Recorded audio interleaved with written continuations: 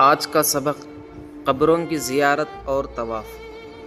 اے عورت، بعض کام ایسے ہیں جو صرف مردوں کے لیے ہیں، عورتوں کے لیے نہیں۔ مثلاً قبروں کی زیارت یہ صرف مردوں کے لیے ہے، اور عورتوں کو قبروں اور مزاروں کی زیارت سے منع کیا گیا ہے۔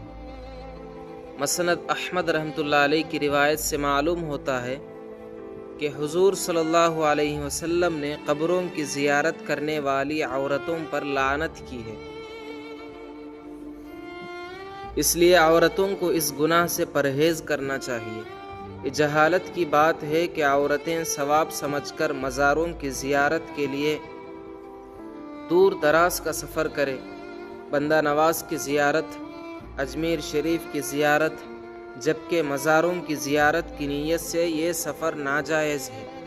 پھر زیارت کے نام پر مزاروں کا طواف کرنا، مزاروں کا سجدہ کرنا، پھول چڑھانا، چادر چڑھانا، منت کرنا، بے پردہ مردوں کے شانہ بشانہ مزاروں کے احاطے میں کھانا پکانا، چلنا پھرنا، یہ سب حرام ہے، بدعت ہے۔ شریعت اسلامیہ میں اس کی کوئی گنجائش نہیں ہے۔ دوسرا سبق ہے، دوسرے مذہب کی لڑکیوں سے دوستی نہ رکھو۔ اے بہن، یہ صحیح ہے کہ تمہارے اسکول یا کالج کی سہیلیاں مسلمان بھی ہے، غیر مسلم بھی۔ غیر مسلم چاہے وہ ہندو ہو یا نصرانی ہو یا یہودی ہو یا سکھ ہو یا عیسائی ہو، ایک مسلمان کے لیے یہ درست نہیں ہے کہ وہ کسی غیر مسلم کو اپنا دوست بنائے۔ قرآن مجید میں کہا گیا کہ پارہ نمبر 28 سورہ ممتحنہ آیت نمبر 1 میں، یا ایھا الذین آمنوا لا تتخذوا عدوی وعدوکم اولیاء، تم میرے اور تمہارے دشمنوں کو دوست نہ بناؤ۔ اسکول یا کالج میں اگر تمہاری کلاس میں غیر مسلم لڑکیاں بھی ہو تو ان سے دلی دوستی نہ رکھیں کہ اپنا دل دے بیٹھیں، اور رفتہ رفتہ ان کی تہذیب اور ان کے عقیدہ بد بھی تمہارے دلوں میں آ جائے۔ اپنے ایمان اور عقیدے کا تحفظ ہمارا اولین فریضہ ہے۔ ظاہر ہے کہ جب تم غیر مسلم لڑکیوں یا یہود و نصارہ کی لڑکیوں سے دوستی کرو گی تو تمہیں ان کی سالگرہ پر، ان کی پارٹیوں پر جانا پڑے گا اور ان کے مذہبی تہواروں میں شرکت کرنا ہوگا، جس کا نتیجہ یہ ہوگا کہ تم ان کے تہواروں میں وہی کرو گی جو وہ کریں گے۔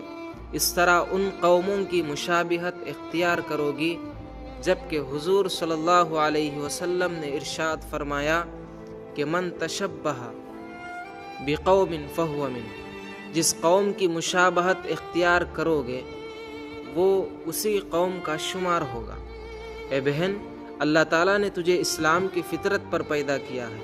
اگر عارضی مفاد کی خاطر غیروں سے دوستی اختیار کرو گی اور اس دوستی کی لاج رکھنے کے لیے ان کے مذہبی تہواروں اور تقریبوں میں شریک ہو کر اس مذہب کے اعمال اور رسموں میں شرکت کرو گی تو پھر اپنے دین اور ایمان کے ساتھ گویا کھیلواڑ کرنے والی بن جاؤ گے۔ اگر غیر مسلم سے دلی دوستی کا سلسلہ ہوگا تو ظاہر ہے کہ ان سے علیک سلیک ہوگی، تو تم انہیں السلام علیکم کہو گی، جبکہ شریعت میں غیر مسلم کو السلام علیکم کہنے کی اجازت نہیں۔ سلامتی کی دعا تو صرف مسلمان کے لیے ہے، کافر کے لیے تو پہلے ہدایت کی دعا دی جاتی ہے۔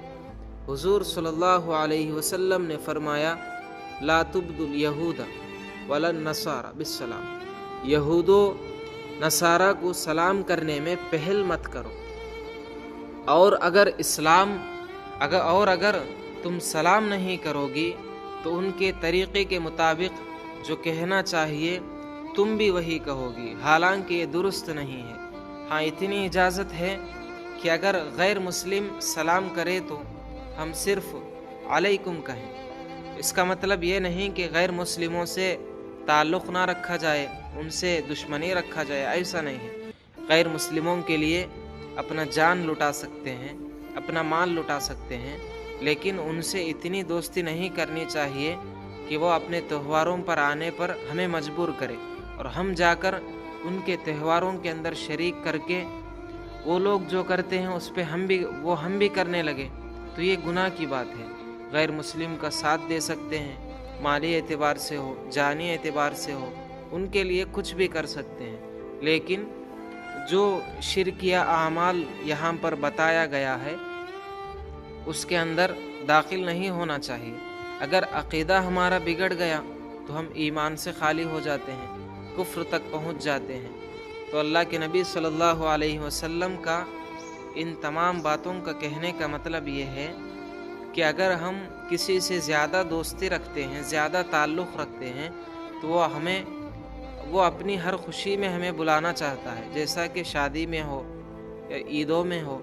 ईदों का खाना वो लोग अक्सर पूजा करने के बाद खाना रखा जाता है, तो इस तरह के खाने खाना हराम है।